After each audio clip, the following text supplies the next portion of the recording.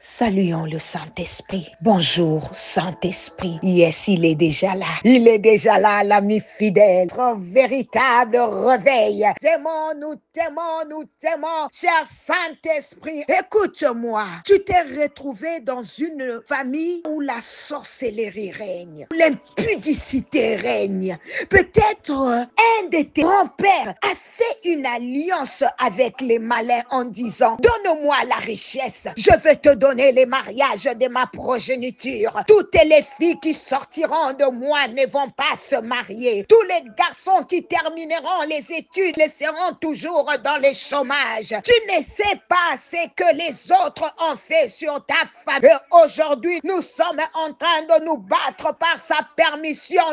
Non. Quelqu'un est en train de dire: je refuse ces choses au nom de Jésus. Non. Mais tu te retrouves né là-bas, grandi là-bas dans ces réalités. Mais écoute-moi, c'est la première naissance. Tu n'avais pas de choix. Tu t'es retrouvé là-bas, mais la Bible dit ceci. Il y a une bonne nouvelle. À tous ceux qui l'ont reçu, à ceux qui croient en son nom, Dieu a donné le pouvoir de devenir enfant quand nous sommes dans la famille de Dieu. C'est-à-dire, tu as une double nationalité, ma sœur. Tu as une double nationalité, mon frère. La nationalité terrestre peut dire: oui, nous sommes des Baluba, nous sommes des Bangala. C'est pour ça, moi, les serviteurs de Dieu tribalistes m'étonnent. Bien aimé, non, ils m'étonnent. Gens qui privilégient seulement les membres de leur tribu. Non. Pasteur, arrêtez ces choses. Serviteur, arrêtez ces choses.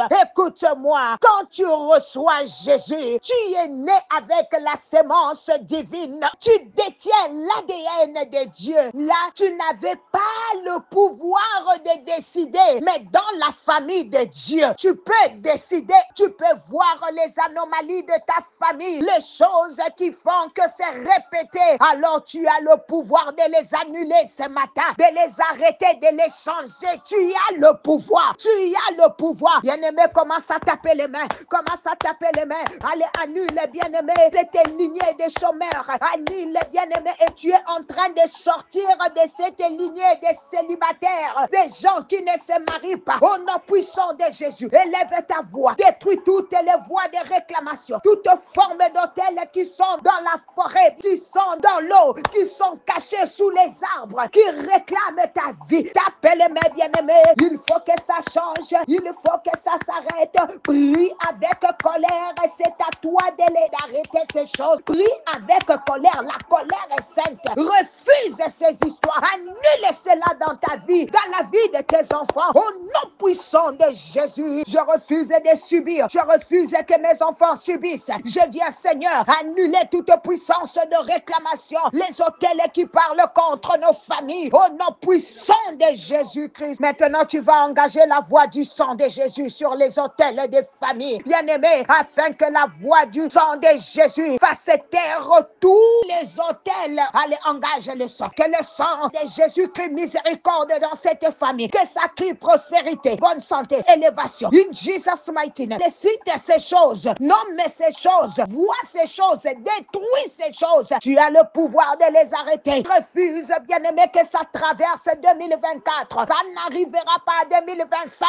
Refuse. Tu dois vivre de nouvelles choses en 2025. Au nom de Jésus, les portes doivent s'ouvrir. Au nom puissant de Jésus-Christ. Quelqu'un crie: je suis libre, bien-aimé. Tu as même libéré ta famille, tes enfants de cette lignée. Bien-aimé, nous sommes toujours dans notre passage, Éphésiens 6, verset 17. Nous sommes en train de parler toujours de l'épée de l'esprit. On a commencé hier. Si tu n'avais pas écouté l'appel matinal d'hier, je te prie d'y retourner afin de comprendre ce que je veux dire aujourd'hui. La Bible dit: prenez aussi le casque du salut et l'épée de l'esprit qui est la parole de Dieu. Comme si on était en train de définir l'épée de l'esprit. Qui est la parole de Dieu? Quand on dit l'épée de l'esprit qui est la parole de Dieu, la Bible directement définir le Saint-Esprit qui est la parole. Donc l'arme que Dieu te donne, c'est l'épée. Paix dont on nous parle, tu vas aller la chercher chez l'esprit. Bible dit l'épée de l'esprit, l'épée paix qui appartient à l'esprit. L'esprit qui est défini comme la parole. Pour dire, Jésus, c'est la parole de Dieu faite chair. Que la Bible veut dire que dans les spirituels, tu as besoin de Jésus comme arme pour trancher les choses. Christ est dans cette épée pour venir juger le monde, pour venir juger ce qui est bon, ce qui est mal, pour venir juger ce qui est vil à ce qui est saint. L'épée est là pour te donner la révélation, le discernement de comprendre ce qui vient de Dieu et ce qui vient du monde. Écoute-moi, bien-aimé, Jésus, c'est l'incarnation de la parole. Jésus, c'est la parole faite chair. Si on doit résumer cette phrase, si on doit la raccourcir, on dira: prenez l'épée de Jésus. Est-ce que quelqu'un peut acclamer? Alléluia. Écoute-moi, bien-aimé. Satan connaissait bien la Bible. C'est pour cela qu'il a cherché à attaquer Jésus dans les déserts. Mais il a oublié qu'il n'est venu attaquer Jésus pour que ça soit un combat de parole. Non. Bien-aimé, il était venu attaquer la parole elle-même. Quand il est venu avec la parole, Jésus regarde et dit: mais il est en train de m'utiliser contre moi-même.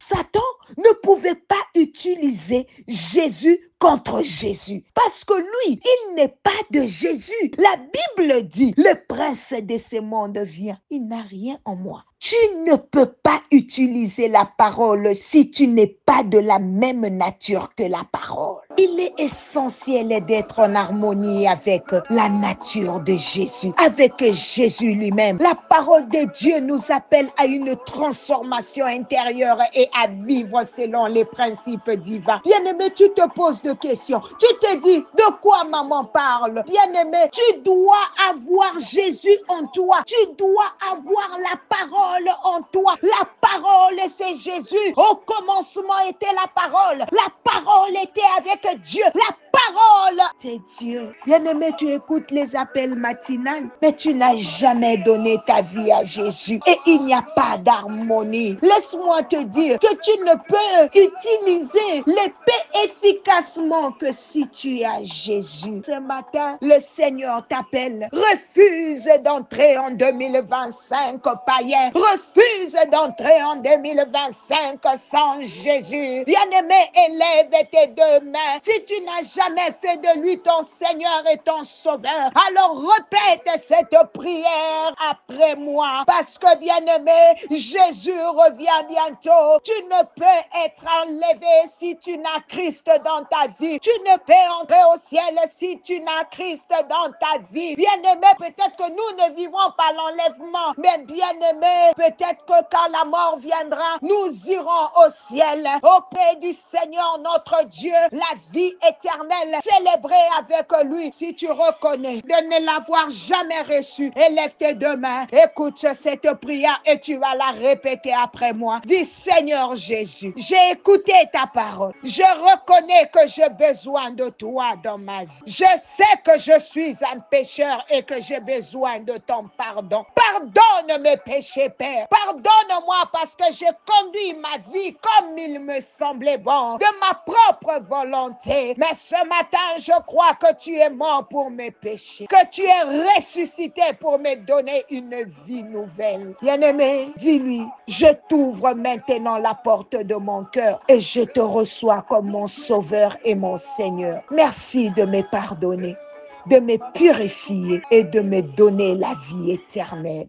Aide-moi à vivre chaque jour, à suivre tes voies. Remplis-moi de ton Esprit Saint et guide-moi pour le chemin de la justice, de la vérité. Au nom de Jésus, j'ai ainsi prié et demandé. Amen. Une âme est sauvée, une âme est restaurée. Si tu as fait cette prière, bien-aimé, laisse-moi te dire que tu as pris la meilleure décision de ta vie et que si Jésus reviendrait maintenant, bien-aimé, nous ne manquerons pas d'aller célébrer avec lui au ciel parce qu'il est le chemin, la vérité et la vie. Personne ne peut zapper Jésus pour le ciel. Il est notre chemin obligé. Donc, tu viens de prendre la bonne décision. Bien-aimé, tu peux nous écrire sur les chats si tu veux, mais sinon, trouve-toi une église de partout où tu es, ou une église qui honore Jésus, qui respecte, qui craint, qui a Jésus au centre comme Seigneur et Sauveur, et achète-toi une Bible, car une nouvelle vie vient de commencer. Que Dieu vous bénisse. Bye bye.